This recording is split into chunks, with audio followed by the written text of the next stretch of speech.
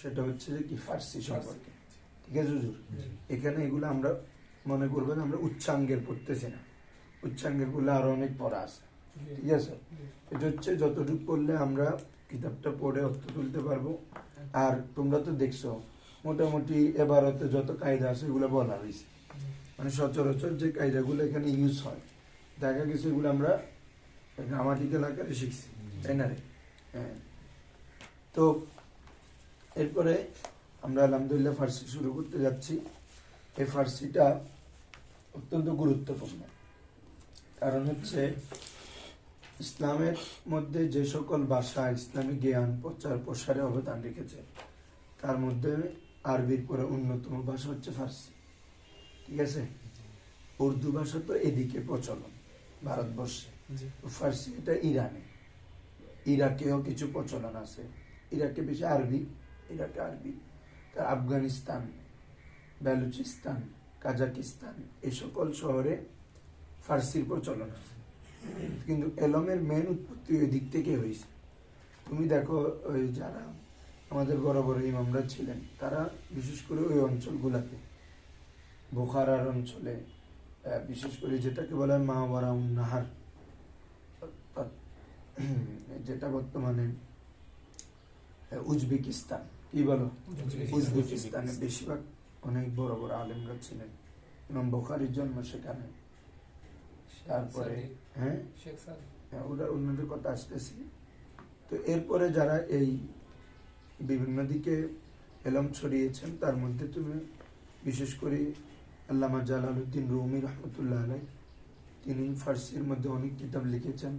তার বড় কিতাব যেটা আমরা মুসনবী শরীফ, সেটা কি রয়েছে ফার্সিতে। তো মুসনবী শরীফ মূলত একটা কোরআনের অনুবাদই বলতে পারে, কোরআনেরই ব্যাখ্যা। তো প্রত্যেকটা কথা কোরআনের সারনির্যাস, প্রত্যেকটা পংক্তি কাব্যের প্রত্যেকটা লাইন একটা একটা কবিতার সারনির্যাস। তো এরপরে ইমাম ফরিদউদ্দিন আখতার রহমাতুল্লাহ আলাইহ, হ্যাঁ, যিনি পান্দেনামা লিখেছেন। ঠিক আছে, এরপরে শেখ সাদি রহমতুল্লাহ আলাইহ গুলিস্তা লিখেছেন। হ্যাঁ, এভাবে অনেক, এগুলো তো এমনি কাব্যগ্রন্থ বলতেছি। কাব্যগ্রন্থ হলে এগুলো এত সুন্দরভাবে সাজানো যে এখানে কোরআন হাদিসের মূল মানে মগজ। যা করি ওদিকে লাইটটাও দিয়ে দিও। আমাদের কেন ফার্সি শিখতে হবে হুজুর? দেখো আমাদের, হ্যাঁ ওয়ালাইকুম সালাম, একটু পরে আসতা। দেখো আমাদের কেন লাগবে ফার্সিটা? আমাদের ভারতীয় উপমহাদেশে দেখবা যে তখন রাষ্ট্রীয় ভাষা ছিল ফার্সি। ইংরেজদের আগে মুসলিমদের শাসন ছিল, সুলতান মাহমুদ গজনবী, সুলতান মোহাম্মদ গুরি, হ্যাঁ, এভাবে সুলতান আলাউদ্দিন, এভাবে শাহজাহান, তারপর হচ্ছে হুমায়ুন, আকবর, এভাবে আওরঙ্গজেব, যারা কি ভারতবর্ষ শাসন করেছেন। তার তখন রাষ্ট্রীয় দাপ্তরিক ভাষা ছিল কি রে? ফার্সি। এই কারণে আমাদের ভারতবর্ষে এলমের চর্চাটা ফার্সি কেন্দ্রিক গড়ে ওঠে। এবং এই ওই ফার্সি ভাষায় কিছু কিতাব লেখা হয় যেগুলো নাহু সরফের মূল কিতাব, বেসিক, যেমন মিজান, মুসাইব, তারপরে পাঞ্চগঞ্জ, এলমুসিগা, তোমার নাহবে মীর, নাম শুনছো না কিতাবগুলো? এগুলো সব ফার্সি ভাষায়। সরফে মীর, জুবদা, মিয়াতু আমেল মনজুম এবং সরে মিয়াতু আমেল মনজুম একটা ফার্সিতে আছে, কয়েকটা আছে ফার্সিতে, কবিতা আকারে ব্যাখ্যা করছেন এমনও আছে। ঠিক আছে, তো এভাবে এই যে কিতাবগুলো পড়তে হলে আমাদেরকে ফার্সি সম্পর্কে ধারণা রাখতে হবে না? আচ্ছা, আমি যদি ইংলিশ তোমাকে একটা বই দিই, এটা অন্তত পড়াটা আগে অন্তত শিখতে হবে না? তার মানে তুমি রেডি হলে পড়তে পারবে না। আমি যদি এসে মতো তোমাকে কি রে ডাইরেক্ট বান্দি কেন দিস, লাইট একটা দেন ওইদিকে, কে বানছে যেখানে, শিখতে হবে না? ওটা কিভাবে পড়তে, এদিকে চলে আয়, তোরা বছর তোদেরকে বারবার বলি যে বসার সময় একবার ঠিক করে বসতে। হ্যাঁ, তো এগুলো যে এই কিতাবগুলো যদি আমরা অন্তত বুঝবো তো বড় কথা, পড়ার জন্য তো ভাষাটা জানতে হবে, তাই না? এটা যে দেখে পড়বো, পড়ার জন্য ভাষা যা, অনেকে তোমাকে বললো দৌড় ফার্সি চল আসে না, যে আমি বহুত ফুয়াজ মানে ইতেনও পারেনি এক কথা কইরে উড়ে দিতে তাই বেরোন্ন আগেরকার নৈমিষা বুঝুর তারা সবসময় ফার্সি ভাষার উদ্যোগ বিভিন্ন কাব্য নভিত্য এখনো তো হুজুর তারা দরজত মধ্যে বিভিন্ন আল্লামা জামির আল্লামা ইকবালর তারপরে শেখ সাদি ফরিদুদ্দিন আক্তার খাজা মঈনুদ্দিন চিশতি ফার্সি ভাষাত কালাম লিখি বহুত কালাম ফার্সি ভাষা মঈনুদ্দিন চিশতি রহমতুল্লাহ নিজামুদ্দিন আউলিয়ার ওনাদের ভাষা ফার্সি ছিল ওনাদের কিতাব ফার্সি ছিল এবং তোমার ইমাম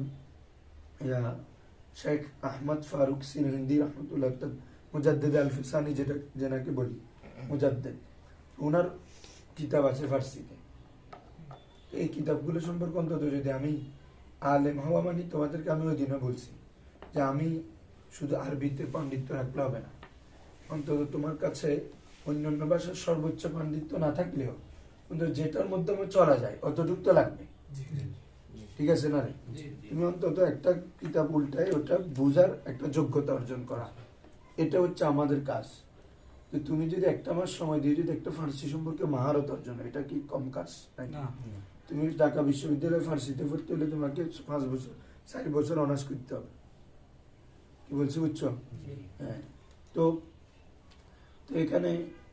এখানেও তো সেগুলো পড়ায় গ্রামার গুলো পড়ায় তো ওখানে যে গ্রামার আছে আলাদা তোমার ডিকশনারি আছে তারপরে এরপর ওরা কাব্যর দিকে যায় মসনবি পড়ায় মাস্টার্সে তারপরে এবার পান্নামা এরকম ফার্সি বিভিন্ন সাহিত্য গ্রন্থ এগুলো পড়ানো হয় ঠিক আছে বিশ্ববিদ্যালয়ে তো আমাদের মূল উদ্দেশ্য কি আমাদের মূল উদ্দেশ্য হচ্ছে আমাদের যে নাহুসারফের কিতাবগুলো আছে যেগুলো যেহেতু ফার্সিতে এগুলো আমাদের পড়তে হবে তাহলে আমাকে এই ভাষাটা সম্পর্কে ধারণা নিতে হবে বলো না তাহলে আমি পড়বো কিভাবে এই জন্য আমাদের মূল পড়া এরপরে গিয়ে এই ভাষাটা শিখার কারণে তুমি অন্য কিতাবও তো পড়তে পারবা ঠিক আছে না এটা হচ্ছে মূল মাকসাদ তো আলহামদুলিল্লাহ আসো আজকে আমরা শুরু করি প্রথম হচ্ছে হুরুফে ফার্সি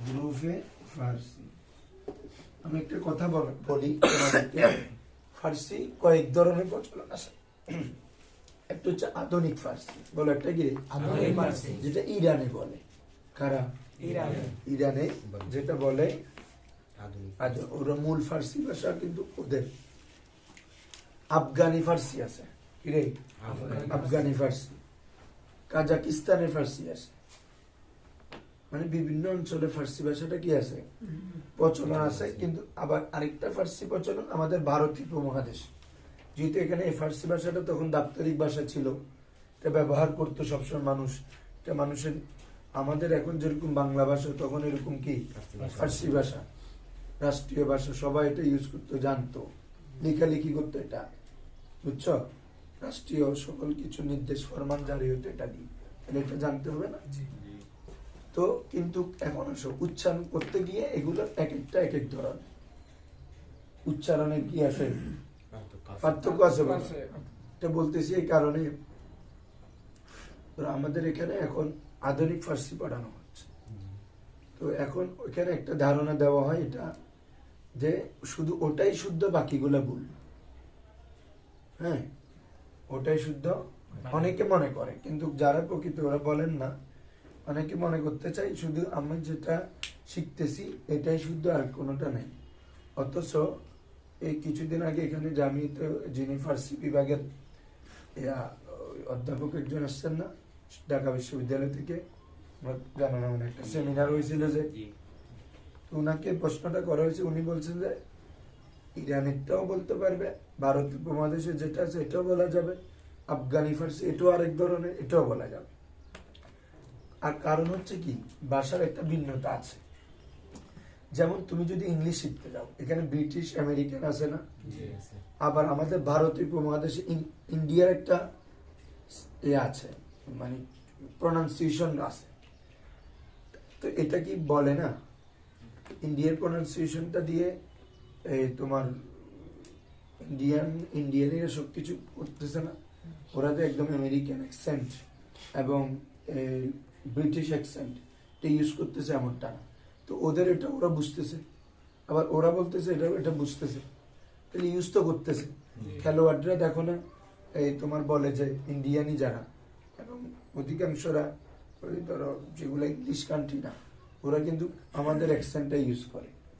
তার মানে এটা ভুল বলতে পারবা? বলো। এজন্য আমি তোমাদেরকে আজকে বলছি এবং পরবর্তী যারা জুতা তিনি বাড়াবাড়ি করার দরকার নেই। ফার্সি আধুনিক ভাষা আমাদের একটা ব্যাকরণ বের হয়েছে আমাদের মোহাম্মদীয় ফাউন্ডেশন থেকে, যেটা কি আধুনিক ফার্সি ব্যাকরণ। এটা হচ্ছে আধুনিক ভাষায় ইয়া করে লেখা হয়েছে। এছাড়া যে এটার আধুনিক রূপটা আমি তোমাদেরকে বলবো, আর পাশাপাশি আমাদের ভারতীয় উপমহাদেশে যেই নিয়মে আমরা পড়ি, আমাদের আকাবে হযরত পড়ে এসেছেন, ঠিক আছে। এখনো ভারতবর্ষের বড় বড় আলেম, কি বলে যে হাশেমি মিয়া, জালালউদ্দিন, জালালি, এভাবে বড় বড় যারা যত স্কলার রয়েছে, এর আগে যারা ছিলেন তারা এটা পড়ে গিয়েছেন না। আর ওই উচ্চারণে পড়ি আর এই উচ্চারণে পড়ি, আমার মূল মকসদটা একটা। মূল মকসদটা কি? এক। আমার তো মূল উদ্দেশ্যটা থেকে বোঝা যাচ্ছে, ঠিক আছে। আবার এই কথাটা এতেরাজ করতে পারে, এরকম হলে আমি যদি বলি আমি একটা শব্দ ভুল উচ্চারণ করছি কিন্তু আমার উদ্দেশ্য এটা না, এটা উচ্চারণ ভুল না।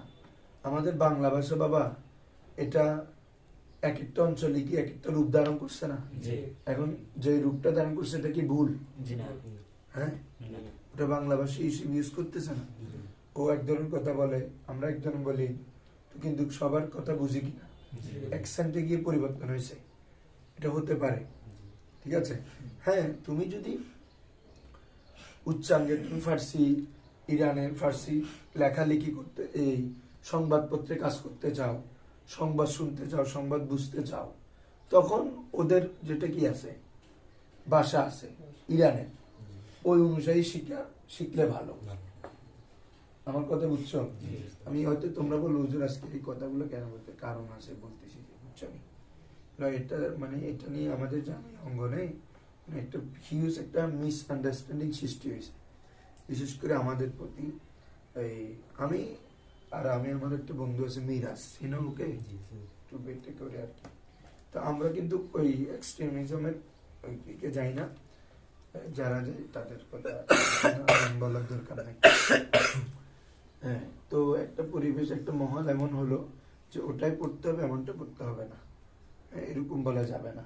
হ্যাঁ, বা যারা লালন করে ওটাও ভুল ধারণা, এরকম হলে কি আমাদের আকাবেরা সবাই ভুল পড়ে এসেছেন? হ্যাঁ, কি বলছি বুঝছো? এটা ভারতীয় উপমহাদেশের। আর এখানে মূল কথা হচ্ছে আমরা তো কিতাব এটা পড়ে আমার নাম সারা বোঝা উদ্দেশ্য। এর পাশাপাশি আমাদের ফার্সি মাহারতের জন্য যেগুলো করতে হয়, শেয়ারগুলা বিশেষ করে আমরা পান্দেনামা বা গুলিস্তা কয়েকটা শেয়ার করবো। হ্যাঁ, আমরা একটা ক্লাস রাখবো যে এখন সামনে থেকে আর একটু ফার্সি পড়লে একটা যেদিন ওই দিন একটা উর্দু কবিতা আর একটা ফার্সি কবিতা, ঠিক আছে। এটা হচ্ছে মেন। এই একটা উর্দু আলোচনা না থাকবে, আর একটা মুসতাফি শরীফ থেকে হতে পারে বা পান্দেনামা থেকে হতে পারে, গুলিস্তা থেকে হতে পারে। ওই ক্লাসটা আমাদের আধা ঘন্টা তো একটা উর্দু কবিতা পড়লে আর আধা ঘন্টায় ফার্সি, ঠিক আছে। আসো বাবা এখন হুরুফে ফার্সি। হুরুফে ফার্সি দেখো, এখানে আমরা উর্দু হরফ পড়ছি না, আরবি হরফ, উর্দু হরফ আমরা পড়ছি, ফার্সি হরফ। আমাদের আরবি হরফ থেকে 4টি হরফ বাকি। কয়টি? তোমরা এগুলো উর্দুতে পড়ে ফেলছো, উর্দু পড়াইছি তো অনেকটা, তোমাদের এখন ফার্সিটা সহজ হয়ে যাবে। প্রথম বলি, যেমন আমরা আলিফ বে ফে পড়েছি, ফে, তারপর জিমের পরে কি পড়েছিলাম? ছে, যার পরে জে, কফের পরে গাফ, পড়ছি না? এই 4টা হরফ ফার্সিতে এক্সট্রা আসবে। কি কি বলো তো? পে, ছে, জে, গাফ। বলো, পে, ছে, জে, গাফ। এই 4টাই এক্সট্রা আসবে। আর গুলো তো আরবি আছে না, আর নেই, আমি লিখতে সব।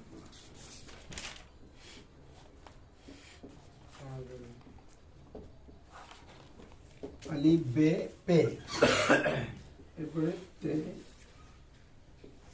সে, জিম, ছে, তাই না? তোমরা তো জানো। আর এগুলো হে, হে, দাল, জাল, রে জে জি জে সিন শিন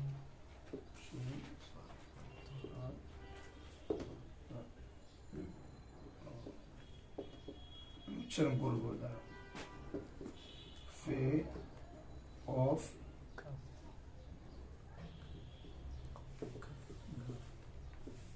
গাফ লাম মিম নুন ওয়াও হুজুর কাপ চলে যাবে কাপ দিনি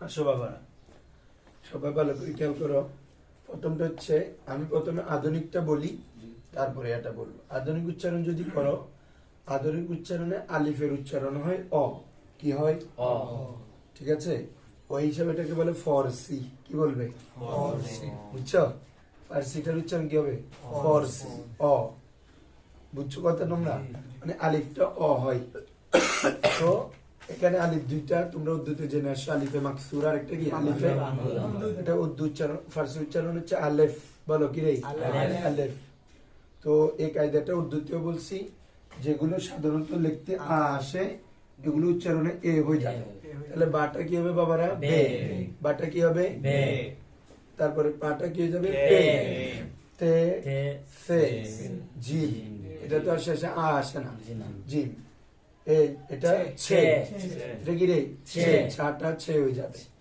হাটা হে খটা যেহেতু আ আসে শেষে আ আসলে এ হয়ে যাবে দাল জাল তো আধুনিক উচ্চারণ হলে বাবা এটা দল কি হবে দল কারণ দালকে যদি তুমি ব্যঙ্গে লেখো এভাবে হবে না বাবা দালালি প্লাম জি আরবিতে যদি লেখো জি দালালি লাম আলিফের উচ্চারণ কি বলছি অ তাহলে দল হবে না দল কি হবে রে দল ভাবে এটা কি হবে জল কথা বুঝছো তো তোমরা জি হ্যাঁ তাহলে আধুনিক উচ্চারণ এটা কি দল আর একটা জল দল হ্যাঁ হ্যাঁ একদম মজা লাগে না না আমরা রুমে তো কয়েকটা না একদিন আমি পড়তেছি ফার্সি পড়তেছি হুম। জুমা সর দিকে ইদানে বারবার ভুল ধরতেছে আমার যেটা যেমন কইতেছে আব্দুল কাছে এমনি কইছে না কি ভাই হিডা কি ওনা নাকি কোনা হিডা ভুল এবার আমি কি আমরা গোলাম হুজুর কি ভুল পড়াইলো নাকি এবার আমি কিন্তু হুজুর তো পড়াই দিছি সামনে জিঙ্গা মনে হচ্ছে একটা যেটা আল্লাহ বুঝছিস না জি আর কেউ নাম না ধরে উত্তর দিয়ে দিই বেশি কথা নয়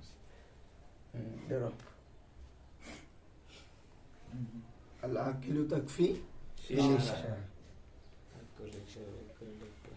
তাহলে তাহলে দল জল এটা আধুনিক পাবে হ্যাঁ আসো রে এটা কি হবে রে জে জে এটা তো জানো জে সিন শিন সদ জদ ফার্সি উর্দুতে ওই দিন বলছি উর্দু ফার্সিতে কি রে জদ মুজারে মাজি জমির বলে ঠিক আছে কিভাবে ওই জোয়া উচ্চারণ জমির বলি তো এটা আরবিতে কি রে দমির দদ দিয়ে না আফআইল হিসাব থেকে দদ দমির হ্যাঁ এবার ত তয় এটা কি বলে তয় জয় বলো তয় জয় এন কি রে বলো এটা কি বলে এন গাইকে ওরা বলে এন কি বলে গেন ফে কফ কাফ এটা ঠিক আছে এটা গাফটা কি হবে গফ ওই আসে যায় গাফ লাগবে ভাবে আলিফ আলিফের উচ্চারণ কি হবে অ তাহলে গফ লামটা কি হবে লম লামটা কি রে লম মিম নুন ওয়াওটা ওয়াভ বলো ওয়াভ ওয়াভ ওয়াভ হাটা কি হবে হে এটা কি হবে হে ইয়াটা ইয়ে ভাষার কোনো জানি তো একটা ভাষা তোমাদেরকে তুমি এটাকে ডাইরেক্ট ইগনোর করার যে সুযোগ নেই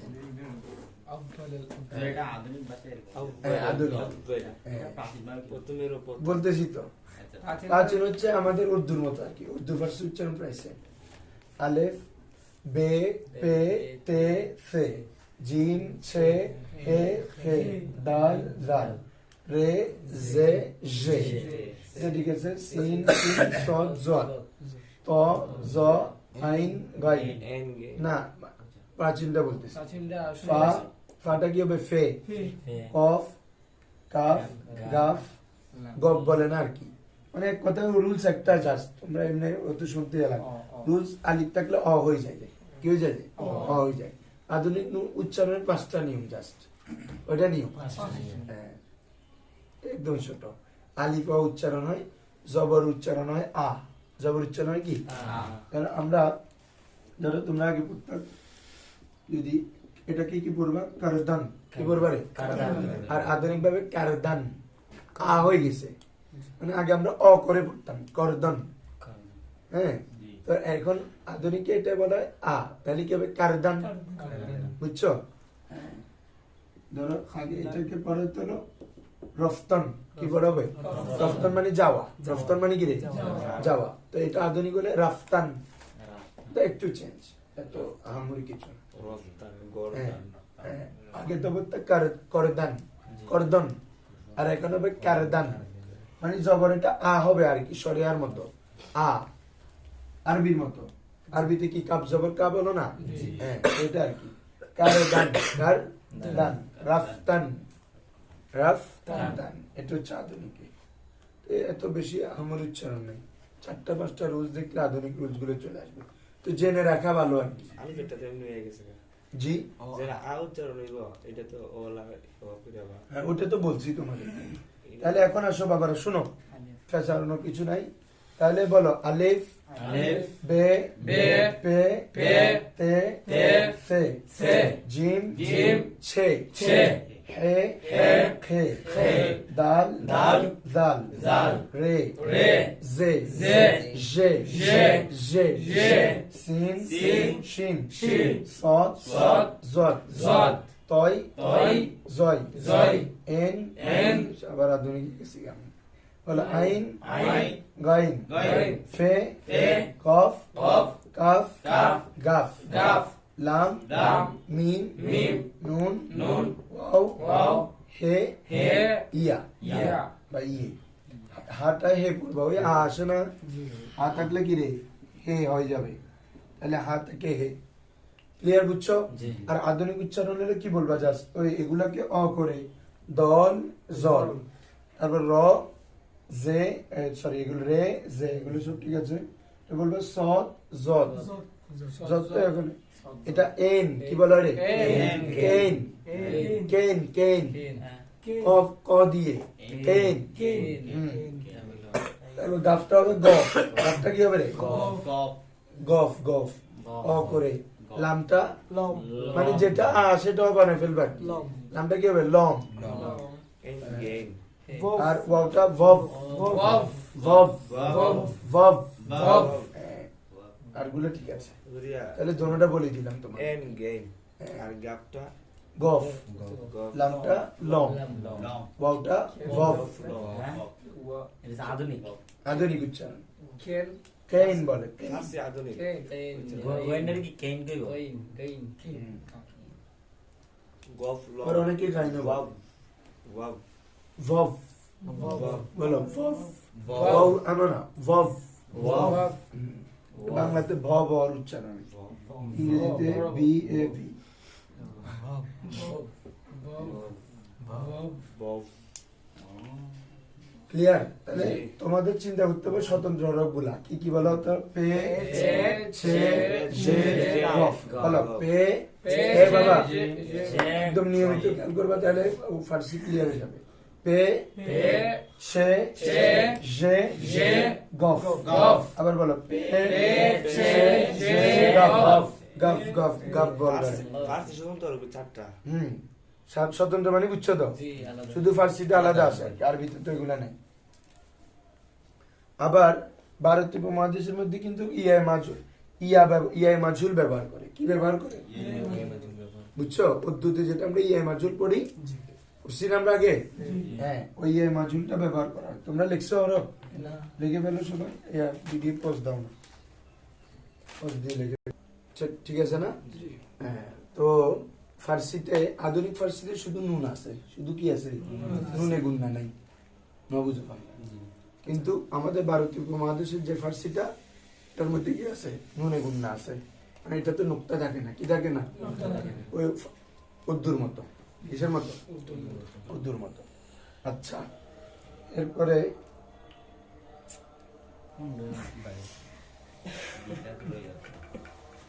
কি রে?